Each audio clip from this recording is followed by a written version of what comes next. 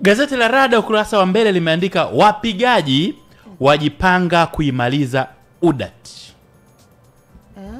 Vilio vasikika kila kona, mkurugenzi alikimbia Rada. Hiyo ndio headline hiyo. Hiyo ndio headline.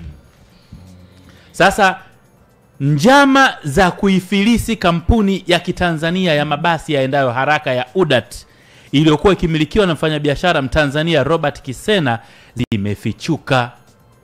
Sasa mpango huo ulianza kusukwa tangu mwaka 2018 wakati wa serikali ya awamu ya 5 baada ya rais wa wakati huo hayati Dr. John Magufuli kupewa ushauri mbaya wa kuirudisha biashara hiyo katika mikono ya serikali kwa kuitaifisha kampuni ya UDAT.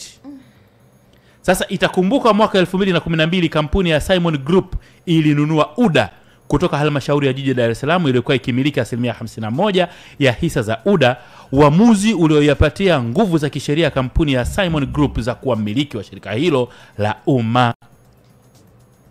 Hata hivyo, mwaka 2018 serikali ilimshitaki mkurugenzi mkuu wa UDAT Robert Kisena ikimtuhumu kwa makosa mbalimbali yakiwemo ya uhujumu uchumi, utakatishaji fedha, kujipatia fedha kwa njia ya udanganyifu na mengine mengi.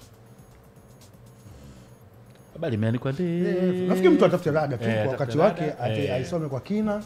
Ni kama habari ya kiuchunguzi kidogo. Maana hicho kitu chenja habari.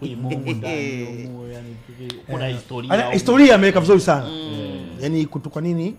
Serikali iliamua kuichukua UDAT. Kabisa. Mpaka ilipofikia. Sasa yeye nafikiri ndio story ndefu kabisa.